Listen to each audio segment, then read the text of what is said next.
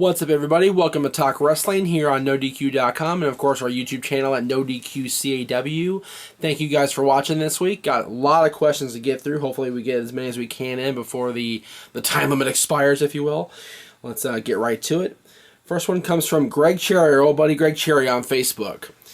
Do you think any member of the New Day will eventually become the WWE World Heavyweight Champion? Honestly, I don't. And that bums me out because I was hoping beyond hope for Dylan's sake, my son's sake, that Kofi Kingston would become the WWE champion at some point. But the way they've established this gimmick of theirs now, I never saw Big E being the main champion. Never saw Xavier Woods being the main champion anyway before they put the New Day together. But after now, definitely Intercontinental, definitely US, obviously tag. But anything beyond that, I don't see it happening, and that's a bummer for me to say that, but it's true. I don't see it being a viable option for the New Day to become the WWE World Heavyweight Champion, any one of the three of them. This is from Facebook also. This is from Jason Lee. If you could create a downloadable character pack for WWE 2K16, what would you call it and who would be in it? Maximum 6 wrestlers and divas. You can add things in besides stars. Just explain what, and last part simple, why that?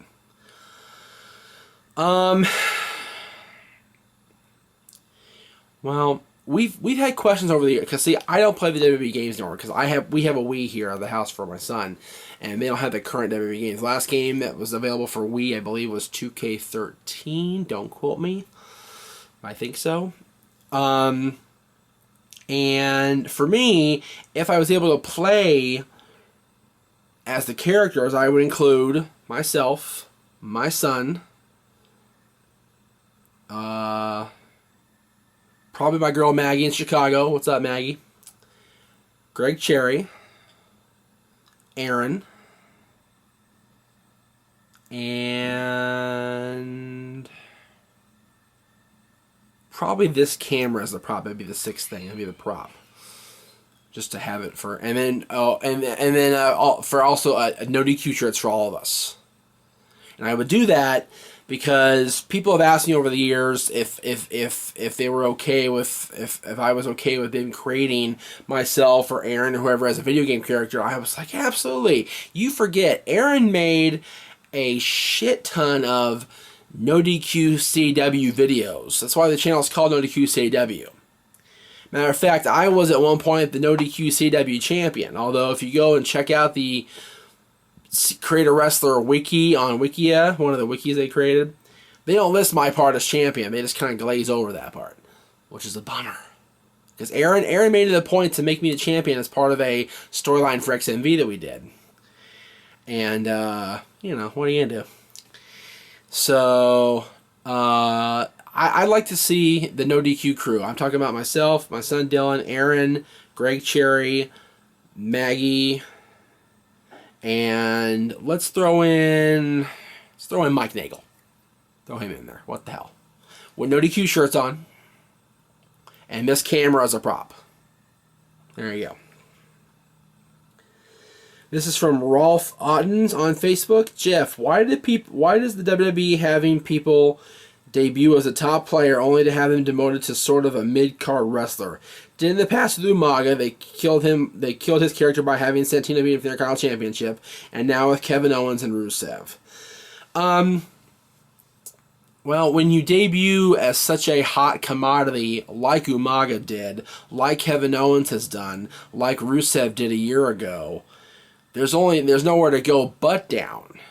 Owens has recovered nicely as Intercontinental Champion recently, and Rusev has been involved in some of the hottest storylines in the company with Cena, and then with the whole thing with Lana and Summer and Dolph and that whole saga and how that played out.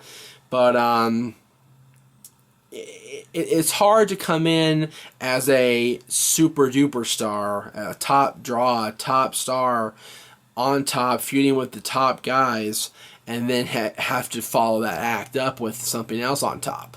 There's no room to go but down. So what are you supposed to do? In Umaga's case, Umaga, started out hot, became Mr. McMahon's representative for WrestleMania, won the Intercontinental Championship, and yes, Santino beat him for the Intercontinental Championship, the fan out of the crowd in Milan, Italy. I'll never forget that, along with the Milan Miracle. But Umaga also regained the championship, if you recall, and reigned for a little while longer. I believe he ended up losing the title to Jeff Hardy, but I know he won from Jeff Hardy. I don't know if he lost it back to Jeff after that or not. Don't remember. It's awful. Anyway. The other Z on Twitter. Now with Sting in WWE, who's the biggest star to not wrestle in WWE? There aren't very many left, are there?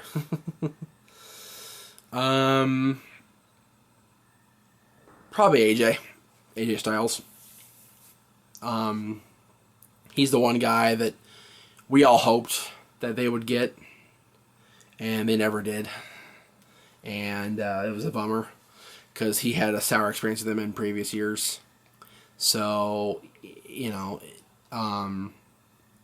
a perfect world, AJ would be part of WWE at some point. There's also Chris Daniels, Frankie Kazarian. Those three guys are on my list of people that wish they would have appeared. Kazarian did, but it was a very brief aborted run in WWE as a cruiserweight. And then Daniels did as a conquistador, and he appeared as an extra couple times on Raw. But they never had a substantial run as their main characters, AJ Styles, Chris Daniels, and Frankie Kazarian. So, I'd like to see that. But, again, it's not a perfect world, so you can't ask for everything. Next one is from @BruceGrover Jr. on Twitter. I just watched Unfiltered with Kevin Owens. This is one of my favorite shows on the WWE Network. What is your favorite show on the WWE Network?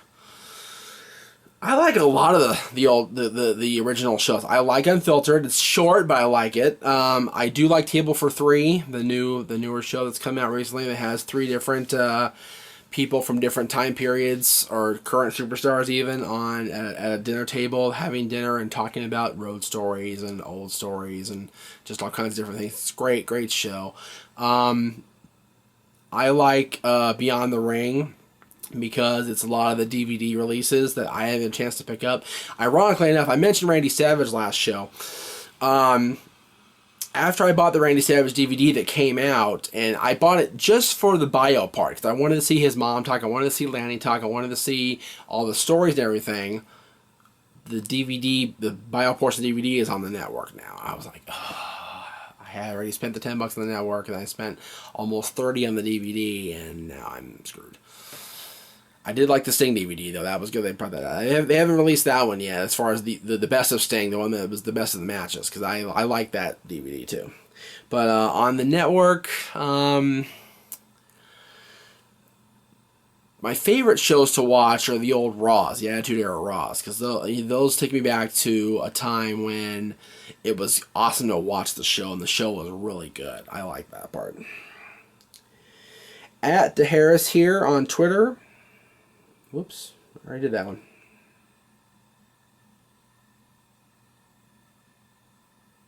Okay.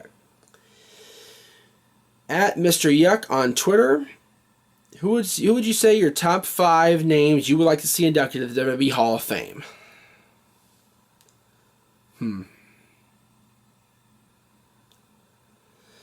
Let's see.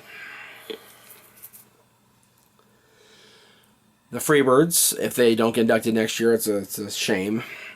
So there's 3 right there, because it's Michael Hayes, Buddy Roberts, and Terry Gordy. Undertaker. And Kane. There you go. There's 5. @MattWillletMusic on Instagram. While we continue to assume every new Intercontinental Champion will bring the title back to its former glory, do you think Owens is that guy, and does WWE care to book anything not attached to Cena to have any level of importance? Don't mistake the last part for blind Cena hate, by the way, just how WWE has operated.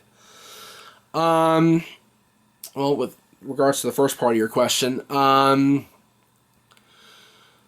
don't know if Owens has been a definitive Intercontinental Champion since he won the championship back, whatever it was, and leading into present day where he stands now. But